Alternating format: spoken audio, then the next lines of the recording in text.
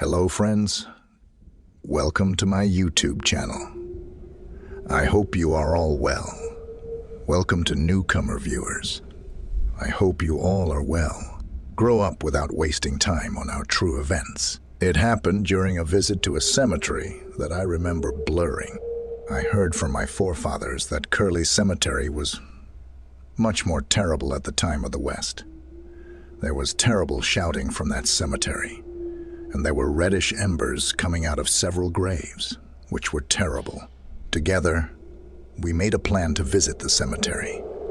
At about the same time of day, we arrived at the cemetery, and we entered the cemetery. The graves in this cemetery were built in a very high style. The high domes were as if the tombs of the kings of that time were. The scene was a cemetery scene, but it attracted us all to ourselves a lot. The wandering west began to be Azan, and we all came out of there to return. Everyone was sitting in the car, but my uncle-in-law was not present. We all spread all over the cemetery to find him, but he did not see us anywhere, looking for him. We were returning when a man on the way said that a man was lying unconscious next to the dome.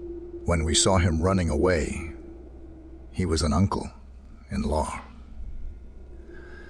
We quickly picked him up and brought him to the car. We did everything we could to make him conscious, but he did not. We decided to take him to the hospital. There was a hospital nearby, and he was treated there, and he regained consciousness a few hours later. But he was absolutely silent. Doctors said he was deeply shocked or too scared. We all left and headed to our destination. In no time, we got home around 1 a.m. The phone rang. My aunt was on the phone.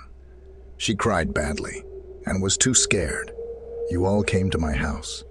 Shaheen is making very strange moves. Cheyenne was my uncle-in-law, and in fear, she could not speak. We all rushed to their house. Seeing the state of the house and the state of the house and the state of the family, we understood that something must have gone wrong. Cheyenne's throat was making very frightening noises, her aunt said, and he was running all around the house. Then she suddenly stopped, climbed the wall, and started walking upside down on the ceiling. The scene was also seen by her children. They were too scared. We asked, "Where is Shaheen?" She said he was in his room. My uncle went to her and asked, "Brother, what happened to you?" The uncle had to ask, and he made such a push that my uncle went away and fell. At the same time, very terrible sounds were coming out of his mouth, which everyone was too scared of. I didn't understand what to do. Then my uncle brought a mullah. He read something to him and breathed, and my uncle-in-law fainted. Mullah said he had to be taken back. We got into the car and headed to Curly. The uncle-in-law was semi-conscious.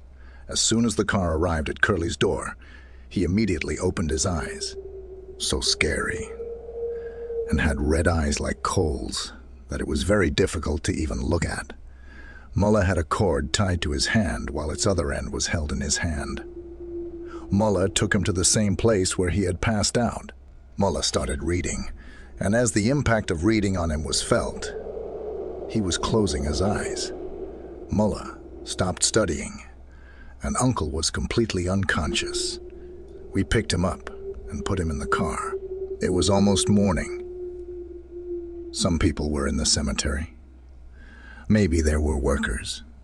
Now my uncle-in-law had regained consciousness.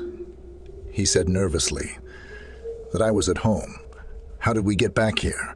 The mullah said that the grave where you stood and threw the unclean clothes of a young child with your feet was occupied by a genie. He did not tolerate this impurity and dominated you in order to exact revenge. Now that I have cleansed the place, there is no longer any danger. We were all very shocked to hear that we had been hanging out with him all night. Perhaps it was a very surprising thing for us to face in our lives.